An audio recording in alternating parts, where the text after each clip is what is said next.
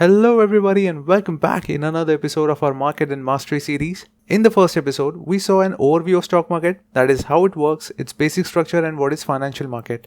If you haven't seen the first episode yet, link is given in the I button above. Make sure you watch that video first and then continue with the series' latest videos. In this series, we are focusing on explaining key elements and activities involving in stock market in very simple manner. So मेरा suggestion है कि आप इस series को शुरुआत से follow कीजिए to understand each and every video in a better way, क्योंकि हर वीडियो पिछले का कंटिन्यूएशन होने वाला है. So try to attend the series from the first video itself. Now without further adieu, let's start with the video. तो thumbnail देखकर आपको पता चल ही गया होगा कि आज के इस वीडियो का टॉपिक होने वाला है कि व्हाट इज इक्विटी.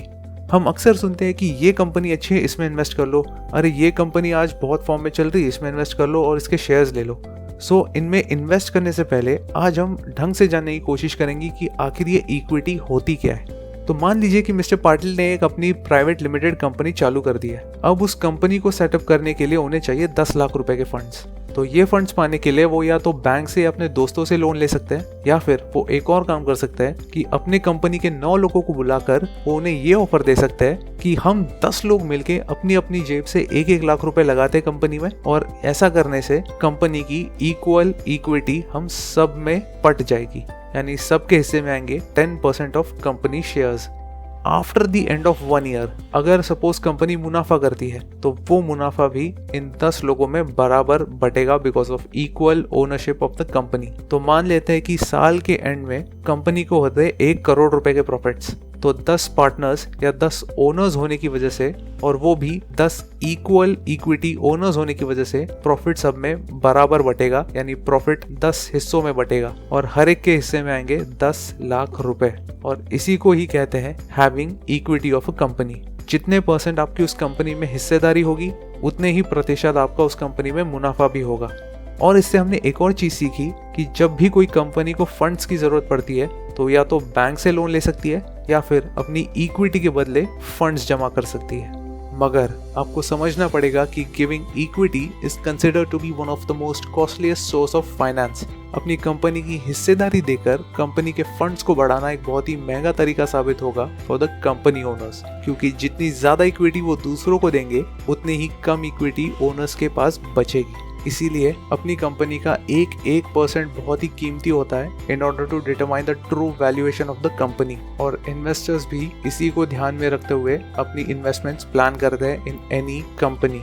अब कंपनीज को क्या फायदा होता है जब वो अपनी इक्विटी के अगेंस्ट अपने फंड्स रेज करती है. जब भी एक कंपनी अपना IPO लाती है तो वो अपने कुछ शेयर्स बेच के बाजार से फंड्स जमा करना चाहती है. यानी सपोज एक कंपनी के पास 1 लाख शेयर्स हैं, तो हो सकता है वो उनमें से 20,000 शेयर्स बेच के अपने फंड्स रेज करना चाहती हो. So when equity dilution is considered to be the costliest source of finance, तो फिर भी क्यों इतनी सारी कंपनीज अपने आप को एक्सचेंज पे लिस्ट करवाती है. So now let's take a look at all those benefits. पहला सबसे बड़ा फायदा ये होता है कि there is no fixed liability. इसका मतलब जब भी एक इन्वेस्टर कंपनी को पैसे देता है तो वो अपनी मर्जी से और अपनी रिसर्च के अकॉर्डिंग ही देता है, और उसके बदले में कंपनी उसे अपनी हिस्सेदारी या इक्विटी देती है. यानी इस केस में कंपनी को अपने इन्वेस्टर्स को ना कोई सिक्योरिटी देनी पड़ती है, ना कोई प्रॉपर्टी, और ना ही उनके इन्वेस्टेड मनी पे कोई इंटरेस्ट देना पड़ता है. और इसीलिए ये तरीका सबसे बेस्ट हो जाता है to gain funds in exchange of the equity of the company. और इतना ही नहीं, यहाँ तक कि अनफॉर्चुनेटली अगर इन फ्यूचर कंपनी डूब जाती है तो उसके ओनर्स पे भी कोई रिस्पॉन्सिबिलिटी नहीं बनती कि वो अपने इन्वेस्टर्स का 1-1 रुपया वापस करे. Yes, owners are not responsible for returning even a single rupee in case of a huge loss. For example, अगर हम 5 साल पहले यस बैंक के शेयर्स देखें तो वो थे अराउंड 300 रुपए के करीब, और आज अगर हम देखें तो वो रह चुके हैं अराउंड 20 रुपए के आसपास. सो टेक्निकली जब 5 साल पहले यस बैंक अच्छा परफॉर्म कर रहा था तो हम उन्हें पैसे दे रहे थे इस उम्मीद में कि ये बैंक और भी अच्छा करेगी और हमारे रिटर्न्स और भी बेहतरीन करके देगी. सो इन केस अगर आज यस बैंक और भी अच्छा कर रहा होता तो हम ओनर्स को जाके ये नहीं बोलते कि हमारे तो सिर्फ इतने ही बनते हैं कि 300 से 350 ही बनते हैं, बाकी का पैसा आप रख लो. Similarly in case of a loss, because you are now part owner of the company, you must bear the loss if company is in the loss. इसीलिए अगर कोई कंपनी ने पैसे वापस कर दिए तो बहुत ही बढ़िया है, अगर वो कंपनी पैसे वापस नहीं करती तो भी ठीक है, कंपनी रिस्पॉन्सिबल नहीं है. और इस प्रकार नो फिक्स्ड लायबिलिटी एक बहुत ही बड़ा एडवांटेज बन जाता है फॉर सच कंपनीज।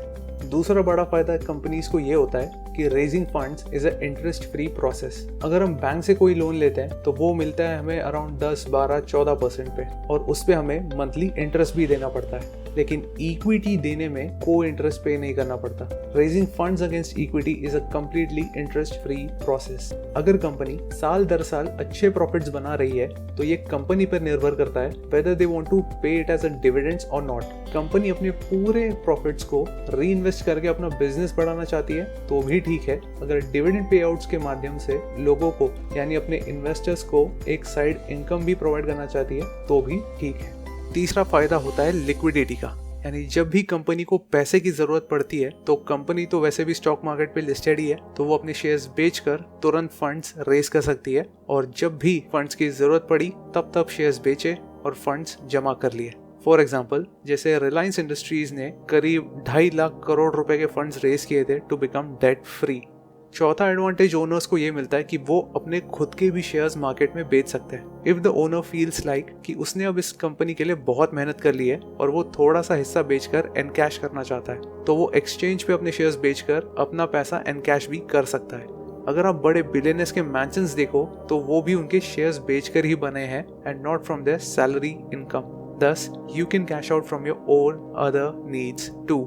पांचवा बेनिफिट कंपनीज को यह मिलता है कि they form a quality investor base. जब इन्वेस्टर्स आपके पैनल में ऐड होते हैं तो वो अपने नए नए आइडियाज भी लेकर आते हैं आपके पास और वो आपके साथ जुड़ के कमाल की अलायंस बना सकते हैं। Selling goods, helping in manufacturing, marketing etcetera and ऐसी सर्विसेज ऐड ऑन कर सकते हैं आपके बिजनेस में जो आपको और भी ज्यादा प्रॉफिटेबल बनाएंगी।